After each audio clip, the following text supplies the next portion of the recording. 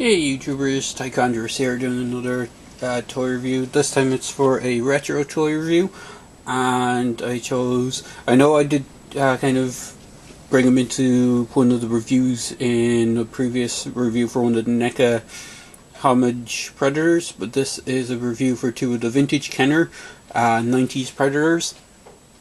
I haven't really seen any reviews for these two Predators. I've seen a quick review for the laser shot Predator Alright, which is only a small 2-minute review, but the guy that reviewed it didn't have any batteries for it. So I have batteries in this guy now. And the other Predator is the Hive Wars Warrior Predator, which is another Predator that NECA decided to do an homage to. And if I'll just go quickly into them. So, as with all the Predators in this in the Kenner line, let me just see if we can focus it there. These guys have removable masks. Now, the interesting thing to note about the Hive Wars Predator, which is this guy, is he actually has a movable jaw as well.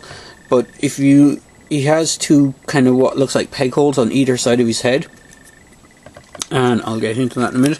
It does come with a staff weapon, which is similar to the one that they gave him from the NECA release. Bear with me a moment, I'm actually kind of have a bit of a cold as well, so forgive the snuffles. So most of these Predators have basic articulation points, just the hips forwards and backwards, and arms can move forward and backwards on a swivel. On some of them the heads can move. On this guy, his head can just about move a small bit. It's not really designed to move too much because his hair sculpt, the dreadlocks, block his movement. And this is just a quick look at the biomask. And what I'll do is I'll do a quick show of the laser shot Predator, which is this guy. Bear with me a moment, and let me just adjust my light so I can get better light on him. So let's spin this back a bit. So the gimmick with this guy is, I showed it before, you move his arm. Now you have to make sure his head is facing perfectly forward, because if you move it to the side, his head does move left to right, but if you move to the right, the missile for his launching backpack gets caught. So, and as I said, again, this guy has a movable mask.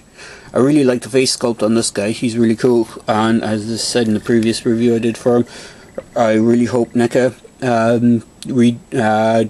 do a homage to this guy. Now, this is what I was going to get into with the other Predator.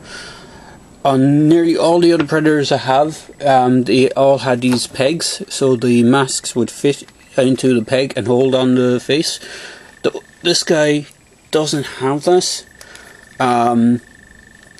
His faceplate just fits over his jaw, but there's peg holes at the back of his head near his dreads where it looks like it would have been pegged into, or at least a mask would have been pegged into. So it looks like the mask that they gave him wasn't really intended for him. It could have been just one that they had lying around as a sculpt, because it's very similar to the Predator 2 biomask as opposed to a unique biomask for that Predator himself. Anyway, getting back to the laser shot Predator, again, has that same basic articulation forward back. Now the only thing is the right arm doesn't have freedom of movement because it's attached to the backpack piece, and I'll show you why in a second. So when you lift the backpack, you have light up feature on his right shoulder for his it's supposed to simulate the I think the triangular laser targeter, and then the missile is, if I just turn around so you can fire it, the missile fires quite well and it just launches out of this. There's 3 different sounds. You've got a laser sound, and just kind of a heavy blaster sound, kind of a machine gun sound as well when you do the laser. Now the way it works is when it hits a certain point on the shoulders, it turns on the switch and the sound comes out of the little hole at the back here, and the batteries go in the back. I really like the detailing sculpt on this guy. As I said, I do hope NECA do a homage to him. I love the way he has the blades on his leg armor, the thigh armor, and instead of having a standard kind of Predator style wrist gauntlet, he actually has this cool. It's like kind of reminds me of the clip-on claw things that Dr. Rex came with from the G.I. Joe movie. They kind of like a claw that folds over his hand and has the blade on the hand. The other hand has just kind of a wrist gauntlet with some small blade attachments. But if we just put him back there, see this guy has the standard kind of wrist blade, whereas Laser Shot doesn't. So overall, they're a really cool figure. Let me bring them back into focus there. I'll move my lamp again. So I'm trying to see if I can get better lighting, because I know a lot of my videos don't have great lighting on them, so bear with me while I'm trying out some new techniques for recording. But there you go guys, there's a quick review of the vintage 90s Kenner Predator, Laser Shot and Hive Wars Warrior. As I said, they're really good. You can find them on eBay every now and again. A Laser Shot Predator tends to be a bit more pricey because he was a deluxe Predator and he has the electronics with him. Sometimes you can find them cheap, sometimes you tend to find them for quite pricey amounts. And the Hive Wars Predator tends to be reasonable, but sometimes can be pricey as well, because he was one of the last line. He was one of the Predators released in the last wave of Predators that Kenner did. There was him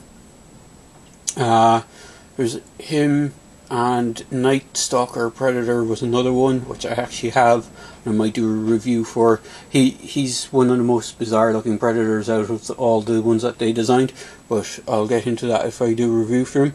So there you go guys, just a quick video review for these two. Hope you enjoyed it.